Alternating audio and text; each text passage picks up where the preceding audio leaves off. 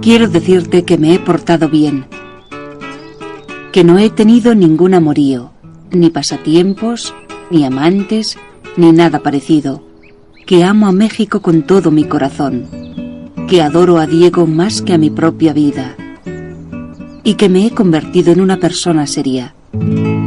Frida Kahlo.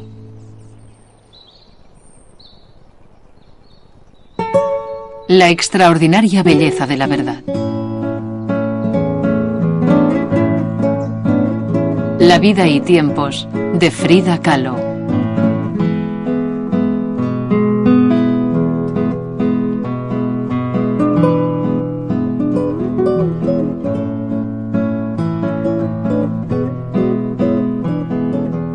Frida Kahlo era una mujer mexicana que transformó su vida pintándose a sí misma. Nacida en 1907, cerca de Ciudad de México, en el umbral de las grandes revoluciones del siglo XX, quiso improvisar su propia libertad para superar elegantemente una vida llena de dolor.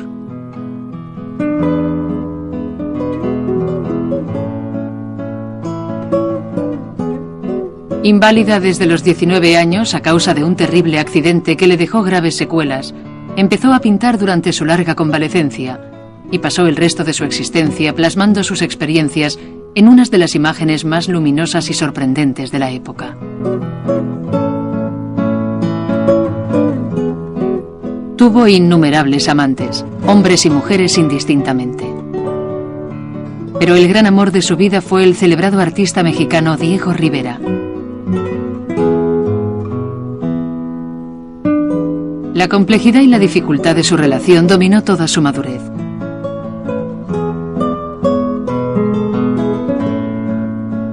Ella misma se convirtió en una leyenda, haciendo de su vida una obra de arte y conviviendo con un visionario, uno de los artistas más famosos de su tiempo.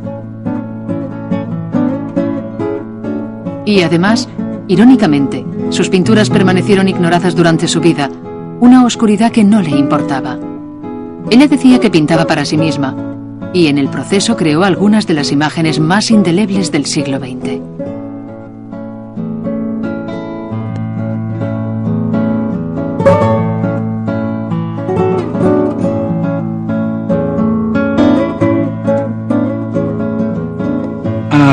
Yo estaba en el Palacio de Bellas Artes de México y la ópera que se interpretaba aquella noche era Parsifal de Wagner. Estaba sonando la obertura cuando de repente un ruido invadió el teatro y silenció la orquesta. Todos miramos hacia los palcos y vimos la magnífica entrada de Frida Kahlo, adornada con todas aquellas joyas, collares, anillos y brazaletes. Tintineaban como si todas las campanas de la catedral se hubieran puesto a repicar a la vez, para minimizar la debilidad de su cuerpo. De hecho, su cuerpo estaba tullido, un cuerpo casi siempre inmóvil, pero ella le daba vida con joyas y vestidos. Era su propia ópera. En el escenario se interpretaba Wagner, pero Frida Kahlo estaba en el palco y por lo menos aquella noche ella fue más fuerte que Wagner, puede estar seguro.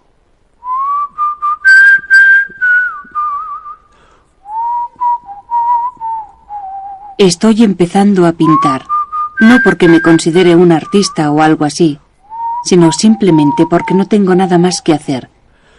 Y porque trabajando me olvido un poco de todos los problemas que tengo. Estoy haciendo óleos en pequeños platos de aluminio y a veces voy a la escuela de manualidades, donde he hecho 2 litografías que son un auténtico desastre.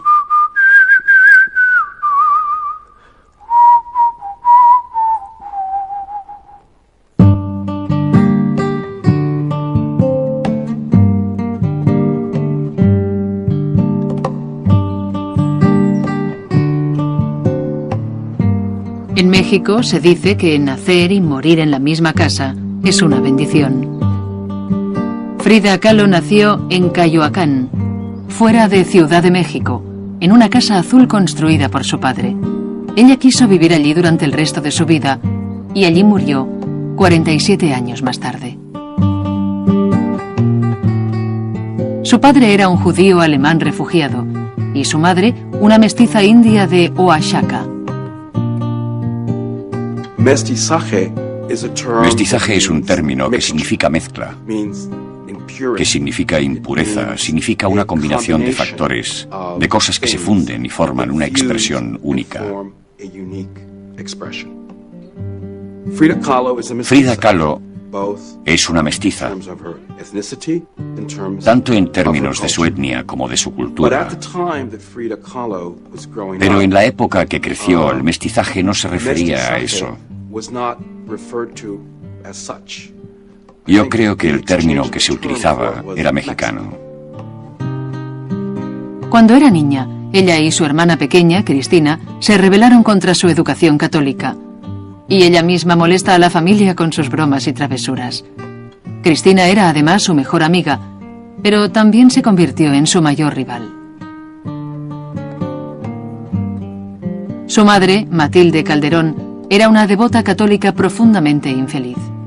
Cuando era joven se había enamorado de un muchacho que se suicidó y nunca llegó a recuperarse del suceso. Mi madre estaba histérica por descontento, porque no estaba enamorada de mi padre. Mi madre se volvió histérica a causa de la religión. El padre de Frida, Guillermo Kahlo, era fotógrafo y documentaba la arquitectura colonial mexicana para el gobierno. Decía que no le gustaba hacer retratos porque él no deseaba mostrar las cosas feas que había hecho Dios. Él y Matilde tuvieron 4 hijas y Frida era su favorita. Decía que ella era la más inteligente y la que más se le parecía. Cuando Frida tenía 6 años, sufrió un terrible dolor en su pierna izquierda, que fue diagnosticado como polio. Pasó 9 meses encerrada en casa y se le deformó el pie. Su padre le enseñó pacientemente cómo superar la pena y la soledad, de una forma que era considerada poco digna en el comportamiento de una dama. Con su coraje, nadaba, boxeaba y peleaba. Cuando era una jovencita quería ser un chico, se vestía como un chico. Era algo que... Era una persona que resultaba muy original, muy heroica, especialmente para México, porque para una tradicional familia mexicana, tener una hija que se vestía como un chico, que se ponía trajes, chalecos, que se ponía corbata como ella hacía, era bastante traumático, especialmente para su madre tan conservadora. Estoy segura de que le molestaba bastante. Yo creo que corría muchos riesgos. Su vida fue un enorme riesgo, pero ella deseaba vivir de esa forma. Finalmente, en 1910, el año que Frida cumplió 3, la Revolución Mexicana estalló en todo el país.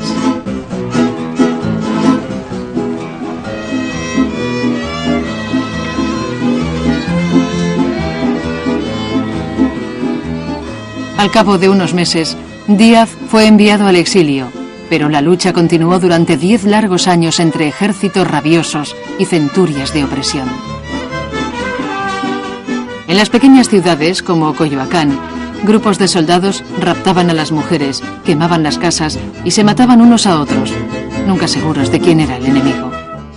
Ante esa situación, Frida y Cristina se vieron obligadas a ocultarse en su casa, en un baúl de castaño, mientras Matilde preparaba la comida para saciar a los hombres hambrientos. La revolución fue lo más impresionante en la infancia de Frida. Su convergencia en Ciudad de México durante la infancia de Frida Kahlo fue una autorrevelación, una forma de comunión de los mexicanos. Y ella formó parte de eso y se convirtió en parte de la corriente principal, resultado de la revolución, que fue un reconocimiento nacional.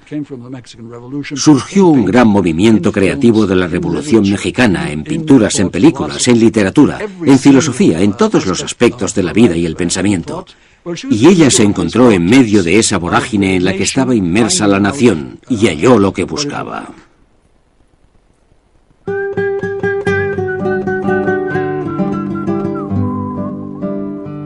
En 1920 terminó la guerra. Pero la revolución continuó transformando el país. Uno de los servideros intelectuales del México postrevolucionario fue la Escuela Nacional Preparatoria. En las clases y en los corredores, los viejos ideales europeos de Díaz fueron reemplazados por un nuevo y radical nacionalismo que celebraba la herencia indígena de México.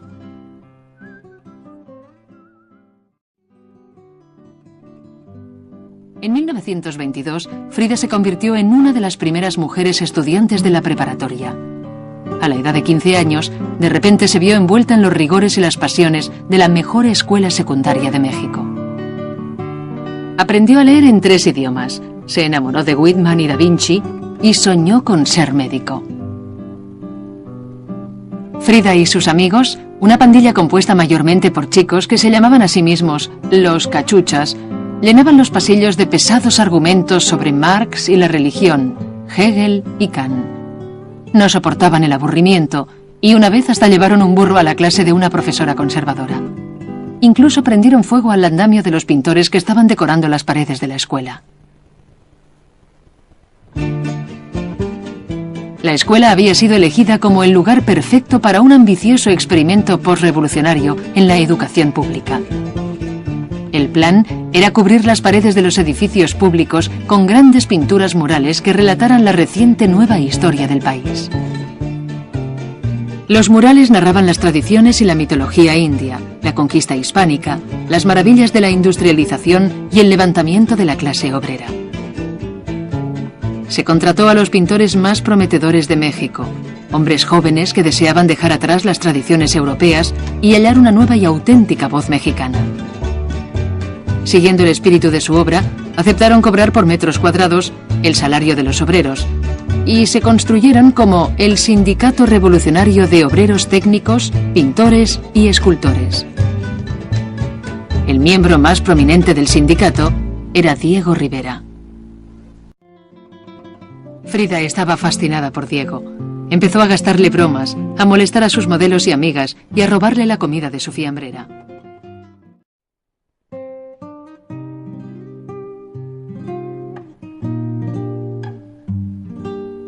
Un lluvioso día de 1925, mientras viajaba en autobús con Alejandro hacia Coyoacán, la vida de Frida, tal como ella la conocía, llegó de pronto a su fin. El autobús estaba tomando una curva cuando colisionó contra un camión. Alejandro describió el accidente. El camión empujó lentamente el autobús. El autobús tenía una extraña elasticidad. Cuando alcanzó su máxima flexibilidad, se partió en 1000 pedazos y el camión continuó avanzando. Atropelló a mucha gente. Frida estaba en la calle y una multitud pasó sobre ella. Se le clavó una varilla de hierro, penetró completamente por un costado de su vientre y salió por el otro. Inexplicablemente, la ropa se le había caído durante la colisión y un paquete de polvo de oro que llevaba un obrero se había desparramado sobre su cuerpo ensangrentado. Un hombre que estaba en el lugar puso una rodilla sobre el vientre de Frida y le extrajo la varilla. Alejandro recordaba los gritos de Frida, mezclados con las sirenas. La columna y la pelvis estaban rotas por 3 puntos y la pierna derecha por 11. También se le rompió la clavícula y 3 vértebras, y el pie izquierdo estaba dislocado y aplastado. Los médicos pensaban que no viviría. Tuvieron que reconstruirle la espalda por secciones, dijo un amigo, como si estuvieran haciendo un fotomontaje. Un poco antes, no mucho más de 2 días, yo era una niña que vivía en un mundo de colores. Todo era misterioso y había algo oculto. Si supieras lo terrible que es, como si de repente un relámpago iluminara la tierra. Ahora vivo en un planeta de dolor, transparente como el hielo. Me hago vieja por momentos y ahora todo es blando y lúcido. Sé que detrás no hay nada. Si hubiera algo, me gustaría verlo. Frida pasó un mes en el hospital y la mayor parte del año siguiente en casa, en cama. No la habían examinado antes por rayos X y los médicos tenían opiniones contrarias acerca de su estado.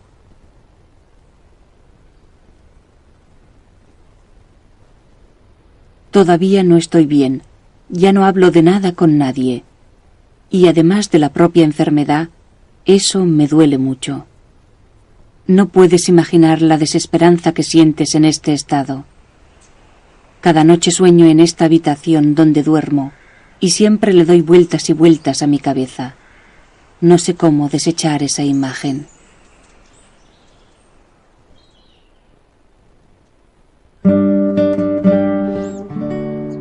Cuando era niña, Frida había aprendido a superar la enfermedad esforzándose físicamente.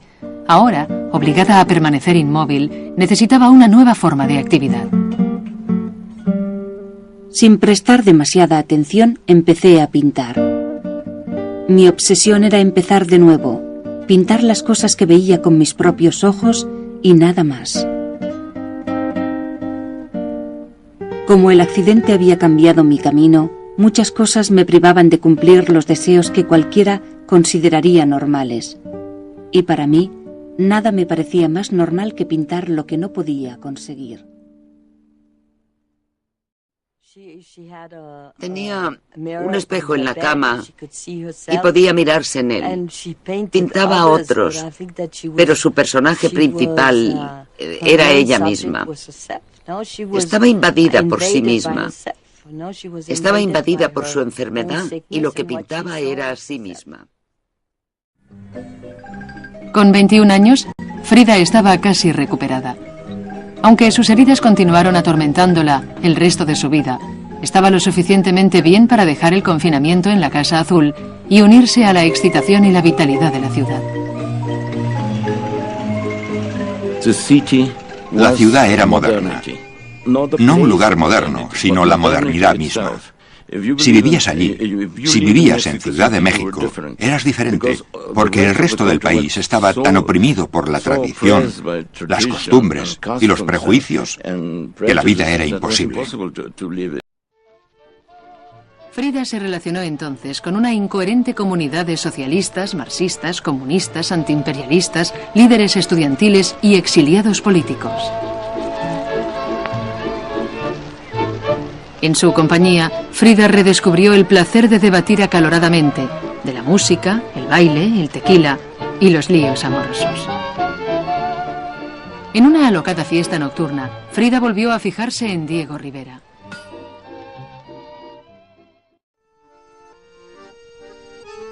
Diego pasó los años de la Revolución en París estudiando cubismo.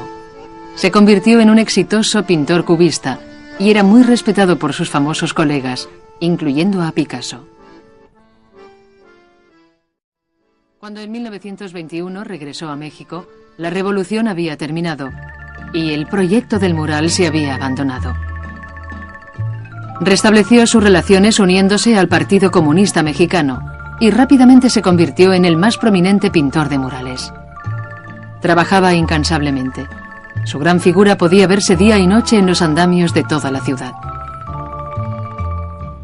Dejó atrás sus personajes europeos y empezó a explorar las imágenes mexicanas, sus colores y temas, iniciando lo que se llamó la Escuela Mexicana.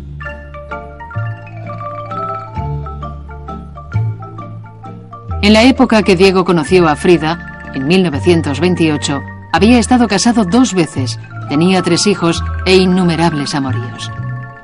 Un amigo dijo, aunque era innegablemente feo, atraía a las mujeres con la misma naturalidad que los imanes atraen al hierro. Sin dejarse intimidar por la reputación de Diego, Frida decidió llevarle sus cuadros para preguntarle si pensaba que tenía algún potencial como pintora. Llevó varias telas a la base de su andamio y descaradamente le dijo que bajara. Diego pensó que las telas, como la chica que las llevaba, eran extraordinarias. Más tarde escribió, para mí era obvio que aquella chica era una auténtica artista. Unos días después, viajó a Coyoacán para ver el resto de las pinturas. Escribió, sus obras, su habitación, su chispeante presencia, me llenaron de una maravillosa alegría.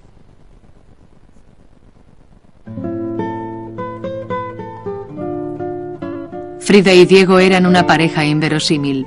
Frida tenía 21 años y Diego 41. Diego medía más de 1,85 m y pesaba 130 kilos. Frida medía 1,60 m y pesaba menos de 50 kilos. Pero se divertían juntos y nunca se aburrían. Para ella, Diego era el mejor artista del mundo, el arquitecto de la vida. Para él, ella era un diamante en el centro de muchas joyas inferiores. Después de un breve noviazgo, Diego pidió permiso al padre de Frida para casarse con su hija. Llevaban casados menos de un año cuando tuvo su primer amorío. Públicamente se esforzaba en tolerar su comportamiento. Privadamente, estaba furiosa y con el corazón destrozado. Además, aquel año se quedó embarazada y por complicaciones tuvo que someterse a un aborto. Empezó a temer que nunca podría tener un hijo y que su futuro con Diego estaría lleno de preocupaciones. Diego fue invitado a pintar varios murales en Estados Unidos. El momento era perfecto y le gustó la idea de crear arte revolucionario en lo que él llamaba la tierra de los capitalistas. Frida nunca había salido de México y pensaba que el viaje podía ser una aventura. Desde San Francisco se fueron a Nueva York, donde Diego expuso en solitario en el Museo de Arte Moderno, en Manhattan. A Frida le gustaba Nueva York, hizo algunos amigos y estaba encantada con los hermanos Marx, Laurel y Hardy y Charlie Chaplin. Añoraba la comida mexicana, pero le gustaba la leche malteada, el puré de manzana y el queso curado. Empezaron a gustarle los estadounidenses y su cultura. Frida quedó encinta de nuevo. Ansiaba un bebé desesperadamente, pero temía que el embarazo la matara. Sus médicos le aseguraron que podía tener el niño mediante cesárea, y empezó a confiar en su opinión. Pero una sofocante noche de verano empezó a sangrar. Fue conducida en una ambulancia al hospital Henry Ford, pero la hemorragia continuó hasta que perdió el bebé y casi muere. Durante 30 calurosos días estuvo en el hospital, inundada de dolor.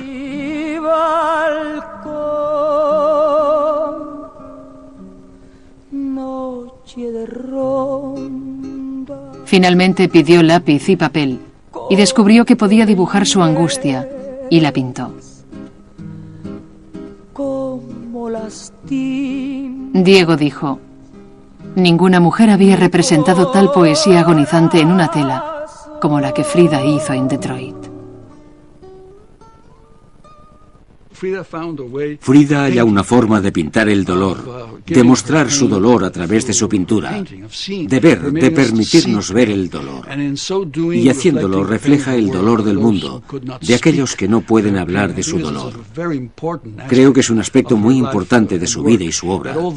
Plasma a todos los marginados, a los sin palabras del mundo, de este brillante mundo en el que vivimos y en el que vemos a la gente elegante que va a los estrenos de cine y a recoger premios.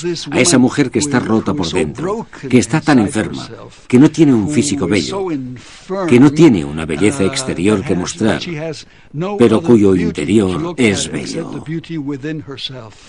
Ella halla esa hermosura y la exterioriza. Ese es su viaje, el viaje artístico y psicológico de Frida Kahlo a través del dolor.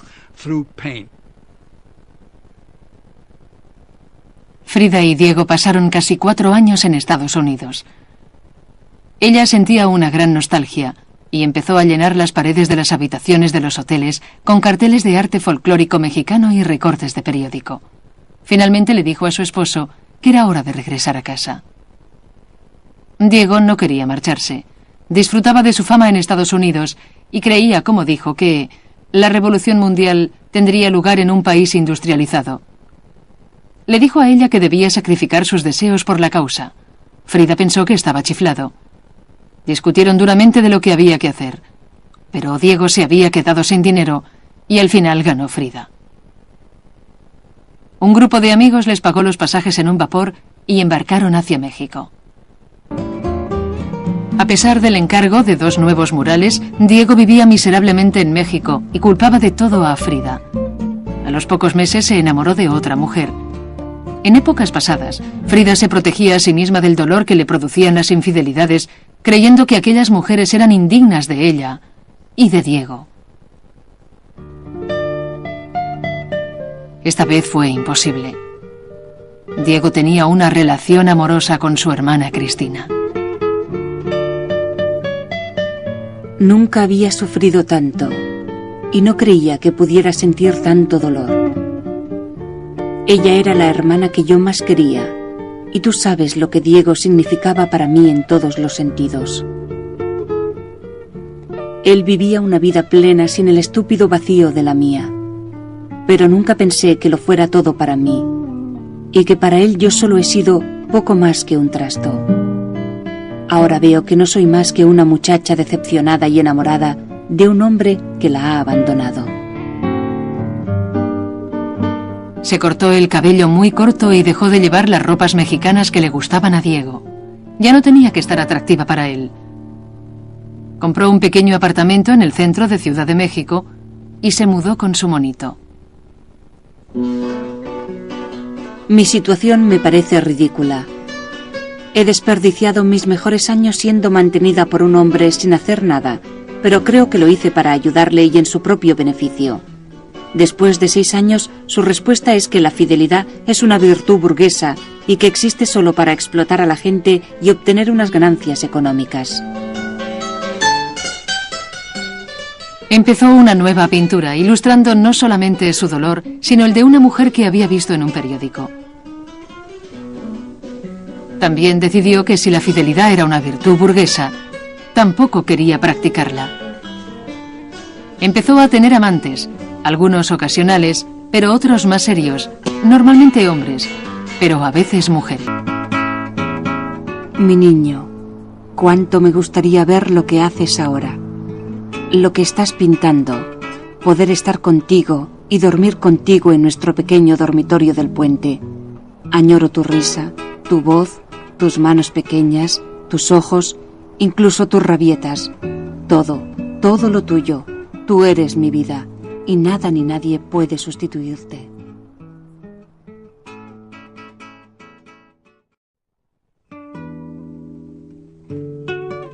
Casi después de un año de vivir separados, Frida decide que quizás podría vivir con Diego, a su manera, en un matrimonio con mutua independencia. Volvió a la casa que Diego había construido en San Ángel, un pueblo a las afueras de Ciudad de México, cerca de Coyoacán.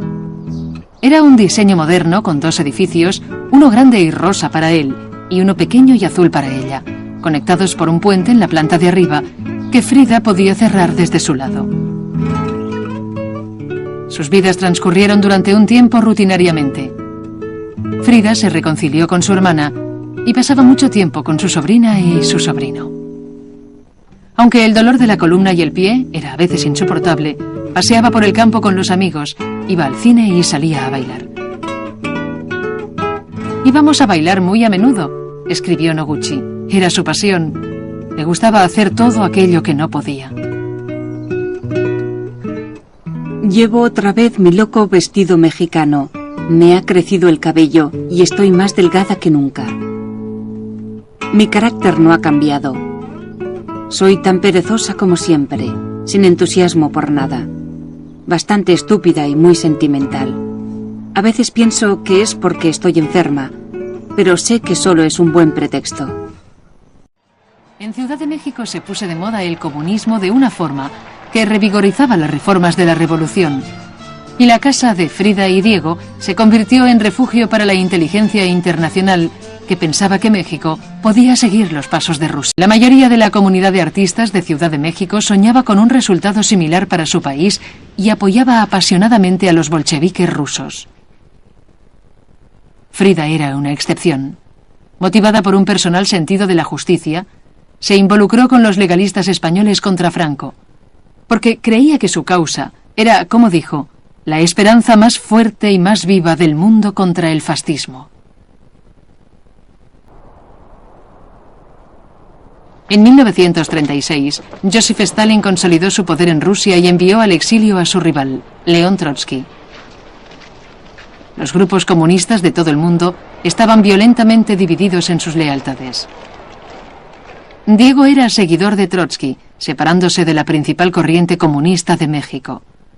Entonces, fue a ver al presidente Cárdenas para pedirle personalmente que diera asilo a Trotsky y a su esposa Natalia. Cárdenas consintió y los Trotsky llegaron a Veracruz en diciembre. Diego sufrió una infección de riñón y Frida fue en su lugar a recibirlos al puerto.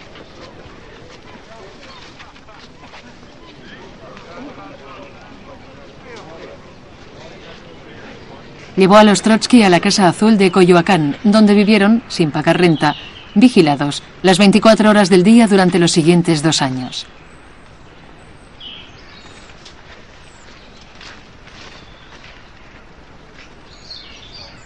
A Trotsky le atraían mucho las mujeres bonitas y Frida estaba interesada por él. Y además, así estaba junto a Diego. Su mutuo interés pronto se convirtió en una relación. Pero Frida se cansó pronto de Trotsky, a quien llamaba el viejo. Después de su ruptura, hizo un autorretrato para él que dejó en la Casa Azul cuando finalmente se marchó.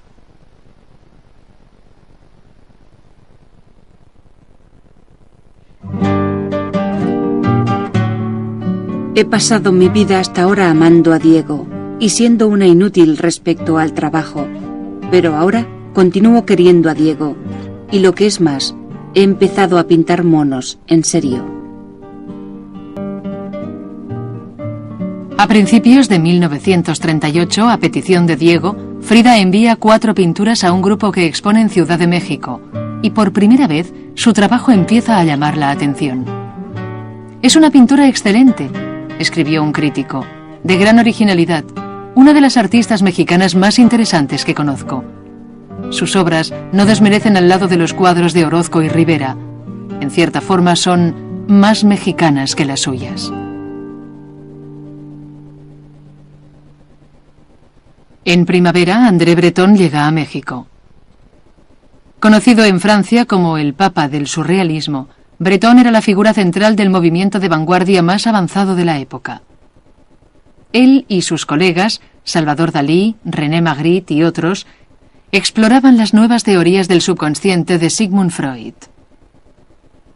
Fue a México para visitar a Trotsky y para ver lo que llamaba el lugar surrealista por excelencia. No quedó decepcionado.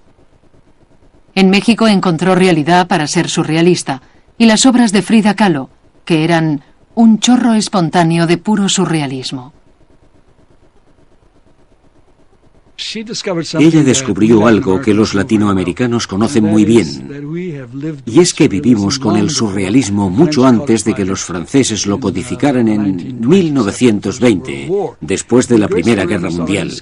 Los grandes artistas surrealistas procedían de Alemania, Max Ernst, de España, Luis Buñuel, o de México, Frida Kahlo, porque estaban conectados a una cultura que siempre ha sabido que hay otro mundo al lado del mundo que conocemos. Al lado de la realidad que percibimos hay otra realidad invisible, y el deber del artista es hacer que desaparezca esa invisibilidad. Y eso es lo surreal. Ella aplicaba sus profundos conocimientos en sus pinturas y no tuvo que recibir lecciones de André Breton ni de ningún surrealista francés. Ellos creían que yo era surrealista, pero no lo era. Nunca he pintado sueños, yo pinto mi propia realidad. Poco después de exponer en Ciudad de México, Frida recibió una carta de Julien Levy, un tratante de arte de Nueva York, especializado en surrealismo, que la invitaba a exponer en su galería. En octubre fue a Nueva York sin Diego. Dijo a sus amigos que estaba viviendo su propia vida.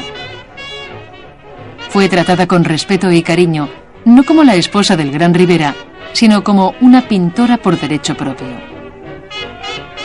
Su exposición tuvo un éxito espectacular.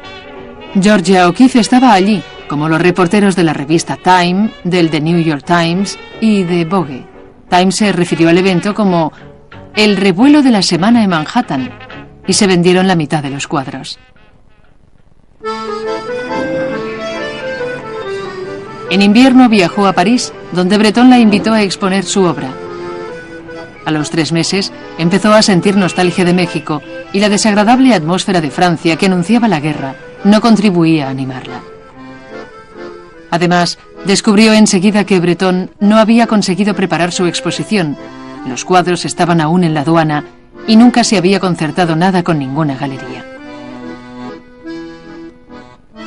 Debería estar sentada en el suelo del mercado de Toluca vendiendo tortillas. Sería mejor que no tener nada que hacer con estos artistas de París. Se sientan durante horas en los cafés calentando sus preciosos traseros y hablando sin parar de cultura, arte y revolución, y de esto y de aquello. Al día siguiente no tienen nada que comer porque ninguno de ellos trabaja. Finalmente, un colega de Breton, Marcel Duchamp, recuperó las pinturas de Frida y encontró una galería donde exhibirlas. Una vez más, la muestra tuvo un gran éxito y fue recibida como una celebridad. La diseñadora de moda Elsa Schiaparelli presentó un vestido al que llamó Madame Rivera, y Vogue publicó en la portada una foto de Frida con sus manos llenas de anillos. Pablo Picasso le regaló un par de pendientes con la forma de unas minúsculas manos. El Louvre compró una de sus obras, El Cuadro. Fue la primera pintura contemporánea mexicana de su colección.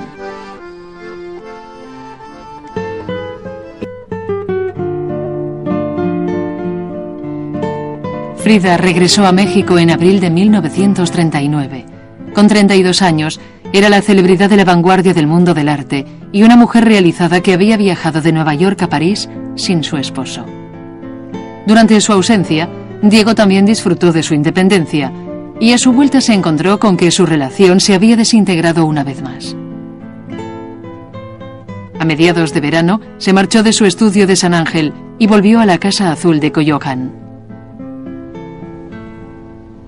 Mi situación con Diego ha ido de mal en peor, hasta que ha llegado a su fin. Hace 2 semanas solicitamos el divorcio. Quiero a Diego, pero debes entender que todos estos problemas no terminarán nunca. Ahora me siento tan mal y tan sola que me parece que nadie en el mundo sufre como yo. De nuevo se cortó el cabello y abandonó sus vestidos mexicanos. Empezó a beber más de una botella de brandy al día. También empezó a pintar Las dos Fridas, un retrato a gran escala, como decía ella, que mostraba el amor de Frida por Diego. Y no fue el único que hizo. Como durante su primera separación, vivieron alejados casi 1 año. Diego tenía una ayudante joven y atractiva y se rumoreaba que quería casarse con ella. Cuando salió de México en su compañía para pintar un mural en San Francisco, la salud de Frida se deterioró rápidamente. He estado 3 meses en la cama con un corsé y un desagradable aparato en la barbilla que me ha hecho sufrir un infierno. Todos los médicos de México opinan que tienen que operarme de la columna. Estoy tan asustada que estoy segura de que voy a morir. En 3 meses he perdido 6 kilos y me siento muy débil. El día que Diego cumplió 54 años, volvieron a casarse en una breve ceremonia civil celebrada en San Francisco. 2 meses más tarde, Diego finalizó los murales y regresaron a México.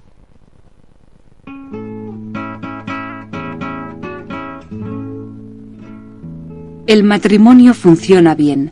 Unas cuantas riñas, mejor comprensión por mi parte y menos investigaciones respecto a otras mujeres que frecuentemente ocupan una parte importante de su corazón. Puedes estar seguro de que por fin he aprendido que la vida es mejor de esta forma y lo demás son tonterías.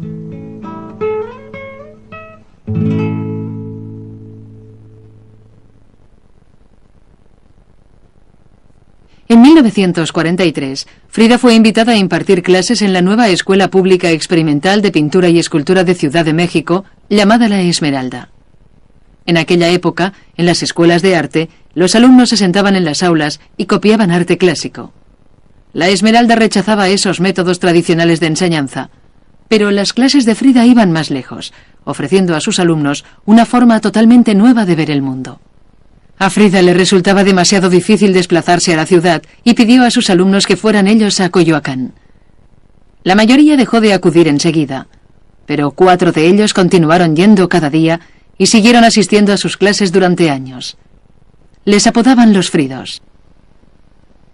Todos sus alumnos se convirtieron en pintores y para todos ellos, Frida fue la influencia más importante de su vida laboral.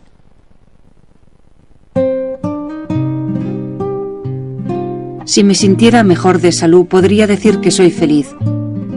Pero esta sensación que tengo desde la cabeza hasta el pulgar, a veces me trastorna el cerebro y me amarga por momentos. Cuando cumplió los 37 años, la salud de Frida comprometía su vida cotidiana y fue empeorando durante los siguientes 10 años. Su espina dorsal estaba tan débil que no podía sentarse ni estar de pie sin un apoyo. La examinaron por rayos X.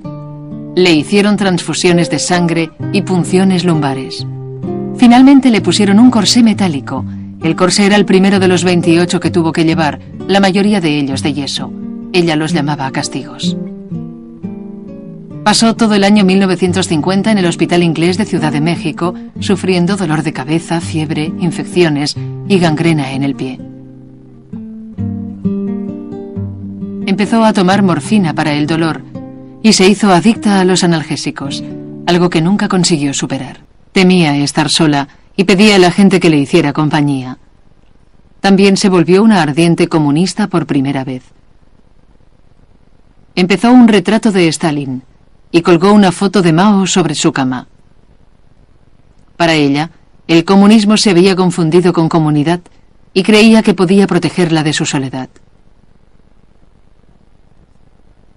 A pesar de mi larga enfermedad, me siento inmensamente feliz viviendo. En la primavera de 1953, la querida amiga de Frida, Lola Álvarez Bravo, que dirigía una galería de arte en Ciudad de México, decidió exponer la obra de Frida. A pesar de su fama en los círculos internacionales, nunca había expuesto en solitario en su país. Era evidente que la muerte de Frida estaba cercana y Bravo quería rendirle homenaje en vida. Ya empezaba a hacerse tarde, la pequeña galería estaba repleta de amistades y gentes que queríamos ver la obra de Frida. En los muros había muchos cuadros que yo no conocía. Pasaban el tiempo y no llegaba la maestra porque el doctor le había dicho que no podría, que no debía salir, que no debía separarse de su cama. Entonces tomaron la cama, creo, llegó en una ambulancia completa y estuvo presidiendo con enorme alegría su única exposición en México. Amigos, alumnos, críticos y foráneos se arremolinaron toda la tarde alrededor de su cama. Fue una gran fiesta, con tequila, risas, guitarras y canciones. Un amigo dijo, la clase de evento que a ella le gustaba. Colorido, sorprendente, intensamente humano y un poco morboso. Bravo recibió llamadas desde París, Londres y de todo Estados Unidos, interesándose por la exposición. Un importante crítico resumió la experiencia. Es imposible separar la vida y la obra de esta singular persona. Sus pinturas son su autobiografía.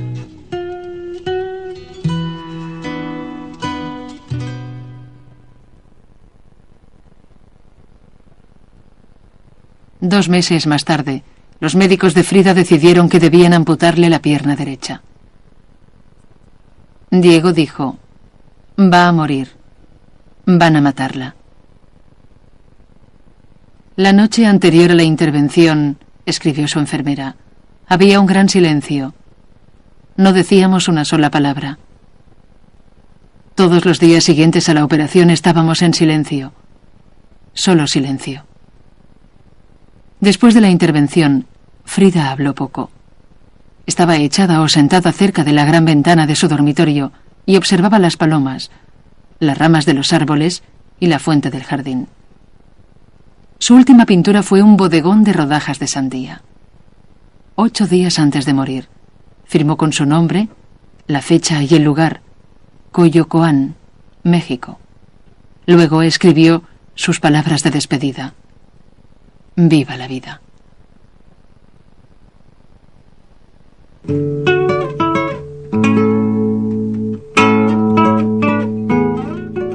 Espero que la partida sea feliz y espero no volver jamás.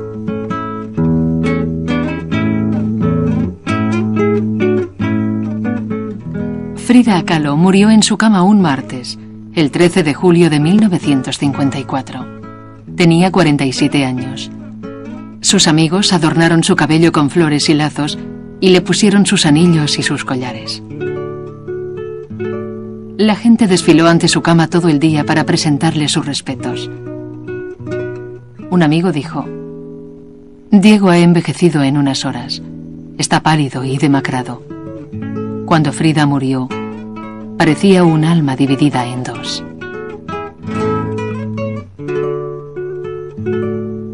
Entonces estaba Frida ya puesta en la plancha del horno crematorio.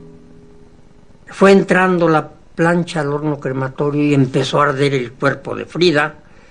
Entonces,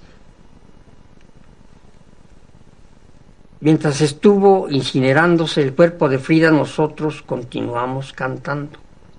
Entonces sale el cuerpo de Frida Kahlo con unos colores primorosos, los huesos en colores violeta, ya casi las puras cenicitas, la pura forma, pero ya se iban a comenzar a deshacer de un momento a otro, pero el color todavía rojo del fuego, como unas brasas, mejor dicho, pero de color violetas, lilas, blancos, plateados. Formidable. Entonces el maestro Diego Rivera mete su mano derecha a su yompa, a su saco. Siempre cargaba una libretita de apuntes y su lápiz, y comienza a hacerle el último apunte a Frida Kahlo. Diego solo vivió 3 años después de la muerte de Frida. Admitió que solo entendió el poder de su amor después de que ella muriera. Su última exposición como pintor fue un pequeño bodegón de rodajas de sandía.